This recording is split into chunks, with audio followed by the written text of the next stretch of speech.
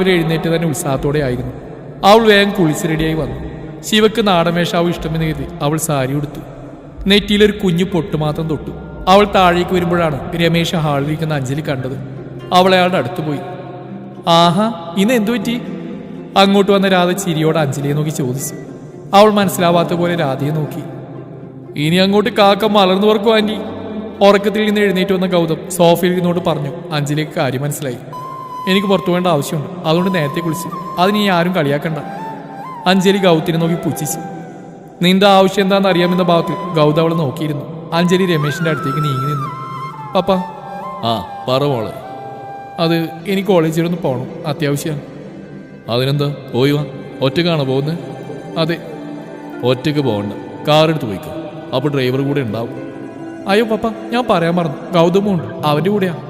ആ എന്നാ ശരി, രണ്ടാളും പോയി വാ. അഞ്ജലി പറഞ്ഞു കേട്ട് ഗൗതം സോഫയിൽ നിന്ന് ചാടി എഴുന്നേറ്റു. അഞ്ജലി അവൻ നോക്കി കണ്ണുരുട്ടി വരാൻ പറഞ്ഞുകൊണ്ട് പുറത്തേക്ക് ഇറങ്ങി. അഞ്ജലി പോയതും ഗൗതം ടേബിളിൽ നിന്ന് ചായ എടുത്ത് കുടിച്ചുകൊണ്ട് അവിടെ പുറകിൽ ഓടി. അഞ്ജലി അവനെ കാത്തു നിൽക്കുന്നുണ്ടായിരുന്നു.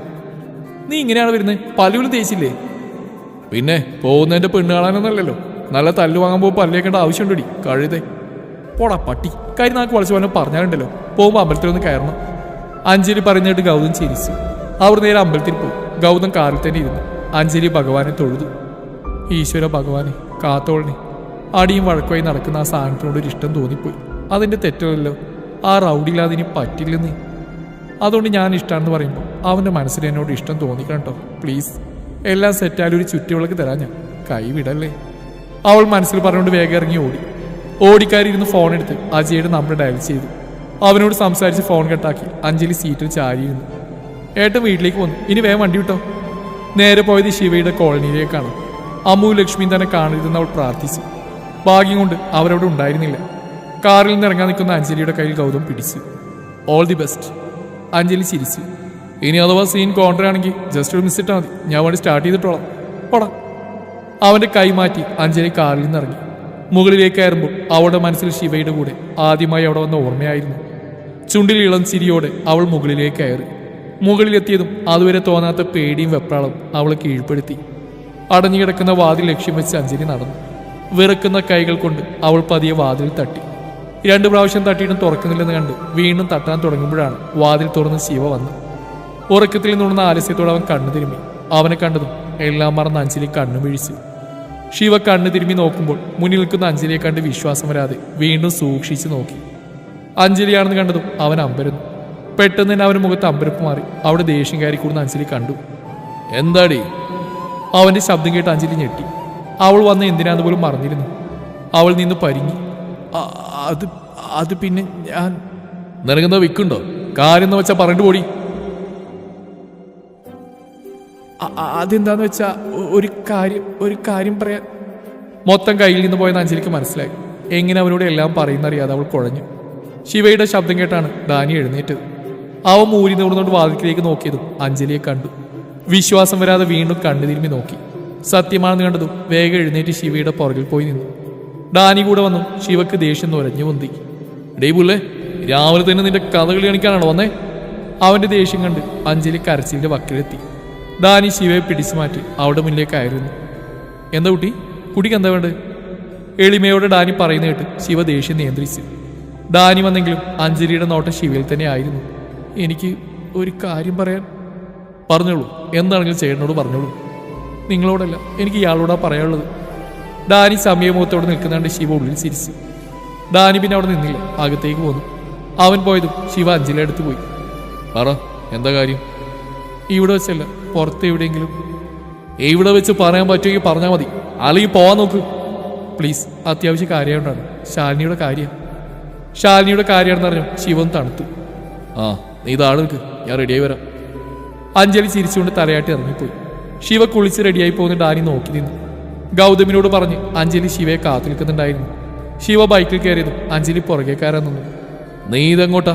നീ നിന്റെ വണ്ടി വന്നാൽ മതി. അതെന്തിനാ അവൻ വെറുതെ കൂടെ വരുന്നത്? നമ്മൾ പറയുന്ന ഒളിഞ്ഞ് കേട്ടാലോ? ശിവ അവളെ തറപ്പിച്ച് നോക്കി. അഞ്ജലി ചിരിച്ചുകൊണ്ട് ബൈക്കിൽ കയറിയിരുന്നു. ബൈക്ക് സ്റ്റാർട്ടായതും അഞ്ജലി ഗൗതമിനെ നോക്കി തംസപ്പ് കാണിച്ചു. അവൻ തിരിച്ചു. അവർ പോയതും കാറിൽ കയറുന്ന ഗൗതമിന്റെ മുന്നിലേക്ക് ഡാനി കയറി നിന്നു. ഗൗതം അവനെ നോക്കി പേടിയോടെ ചിരിച്ചു. ഡാനി അവനെ രൂക്ഷമായി നോക്കി. നീ വാ, നിന്നെ കൊണ്ടൊരു ആവശ്യമുണ്ട്. ഏയ് ഞാനില്ല, എനിക്ക് പോയിട്ട് വേണം ചായ കുടിക്കാൻ. ചായ കുടിച്ചില്ലെങ്കിൽ എനിക്ക് ഉച്ചയ്ക്ക് ചോറുന്നാൻ പറ്റില്ല. നിനക്കുള്ള ചായയും ചോറെല്ലാം ചേട്ടൻ തരാം, നീ വാ. ഡാനി അവന്റെ ഷർട്ടിൽ പിടിച്ചു വലിച്ചുകൊണ്ട് മുകളിലേക്ക് കയറി. ഗൗതം പേടിയോടെ മനസ്സിലോർത്തു, അഞ്ജു നിന്റെ പ്രണയത്തിന്റെ രക്തസാക്ഷി ഇതാ പോകുന്നു. ശിവ അവളെയും കൊണ്ട് നേരെ പോയത് ബീച്ചിലേക്കായിരുന്നു.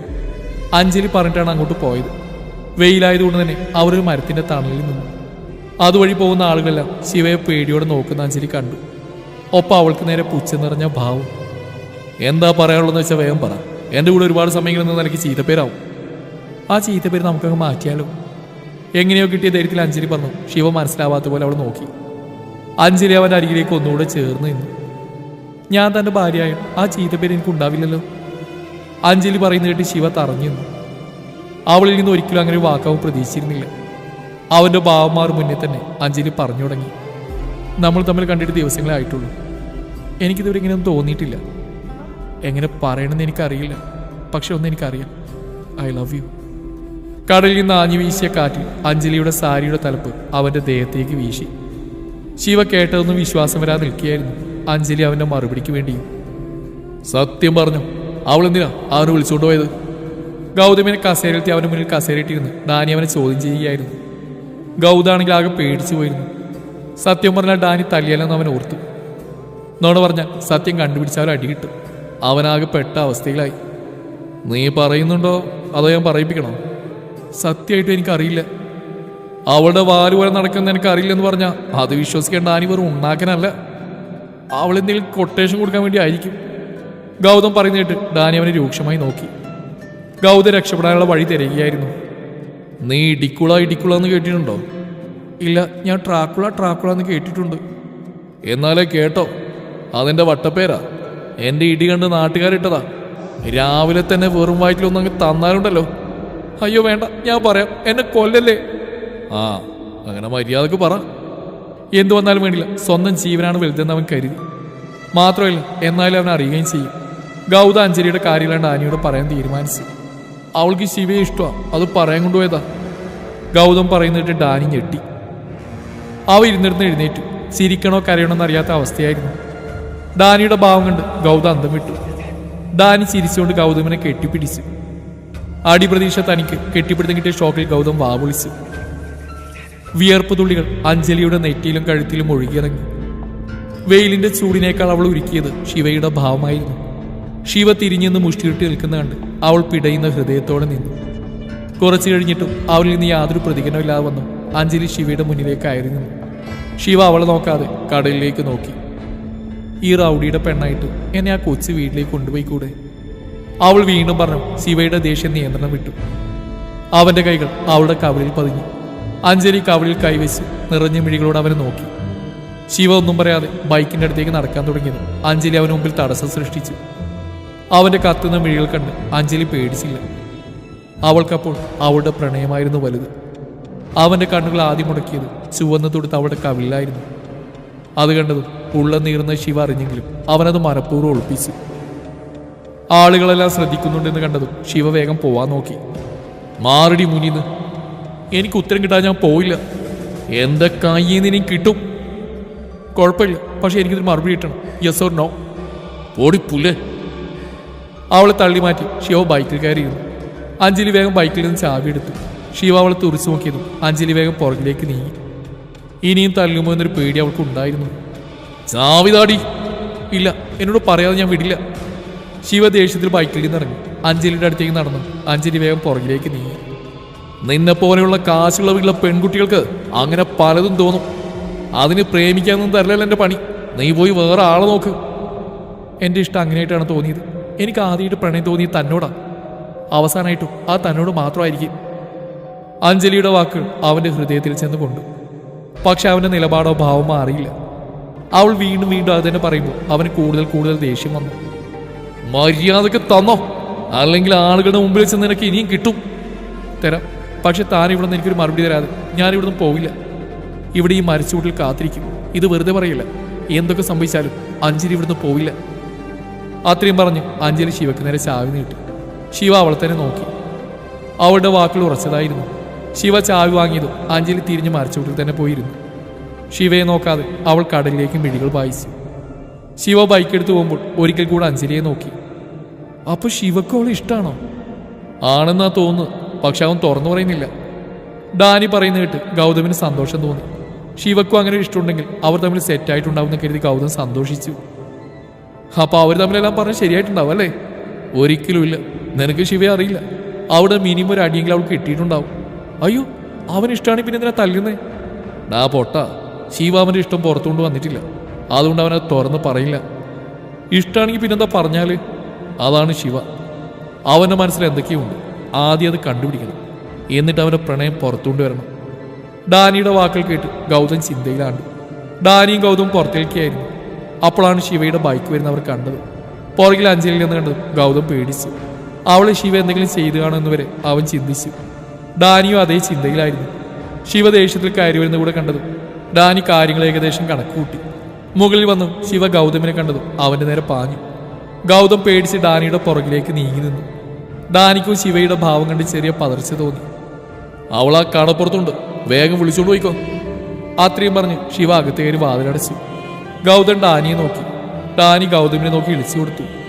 അല്ല, തന്നെ വട്ടപ്പേരെന്നൊന്നു പറഞ്ഞ്? ഇടിക്കുള. അയ്യോ, ഞാൻ കണ്ടു ശിവ വന്നപ്പോൾ പേടിച്ച പുറകിലേക്ക് നീങ്ങിയത്. അത് പിന്നെ ഗുരുഭക്തി. മനസ്സിലായി, ഇടിക്കുള എന്ന പേര്. അവന്റെ ഇടി കിട്ടിയ പേരാണെന്ന്. നീ അത് വിട്ട്, അവൻ്റെ പോക്കണ്ടോ?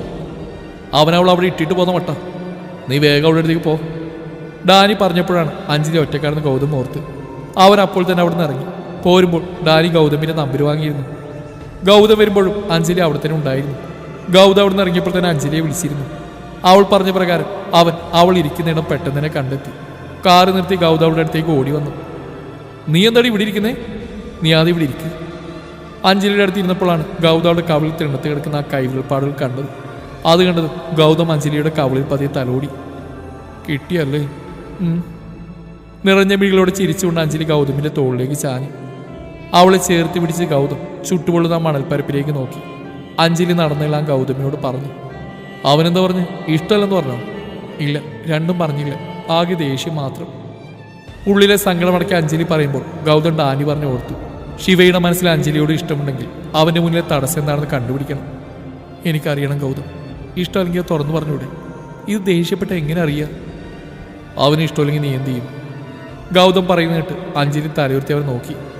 പറ, നിന്നെ ആക്സെപ്റ്റ് ചെയ്ത ഒരുപാട് പ്രശ്നം മുമ്പിലുണ്ട്. അതൊക്കെ അവിടെ നിൽക്കട്ടെ. ആക്സെപ്റ്റ് ചെയ്തില്ലെങ്കിൽ നീ എന്താ ചെയ്യാന്ന്? ഞാൻ വിട്ടുകൊടുക്കില്ല. എൻ്റെ പ്രണയം എനിക്ക് വേണം. അത് കിട്ടാൻ ഏതറ്റം വരെ ഞാൻ പോവും. Anju, be serious. അവൻ്റെ മനസ്സിലില്ലാത്തൊരു ഇഷ്ടം നിനക്ക് എങ്ങനെ ഉണ്ടാക്കാൻ കഴിയും? പിടിച്ചു വാങ്ങേണ്ടതല്ല സ്നേഹം. ഗൗതം പറയുന്നത് ശരിയാണെന്ന് അവൾക്ക് അറിയാമായിരുന്നു. ഇല്ലാത്ത സ്നേഹം ഉണ്ടാക്കാൻ കഴിയില്ല. ഇനി നേടിയാലും അത് ആത്മാർത്ഥമായതാവില്ല. ശിവന്റെ മുഖത്ത് നോക്കി ഇഷ്ടമല്ലെന്ന് പറഞ്ഞ് അഞ്ജലി പിന്നെ അവൻ്റെ പുറകെ പോവില്ല. പക്ഷേ അവൻ പറയണം. അത്രയും പറഞ്ഞുകൊണ്ട് അഞ്ജലി എഴുന്നേറ്റു. തുടരും ഈ കഥ. ഇനി നീ എന്നെ അന്വേഷിക്കും.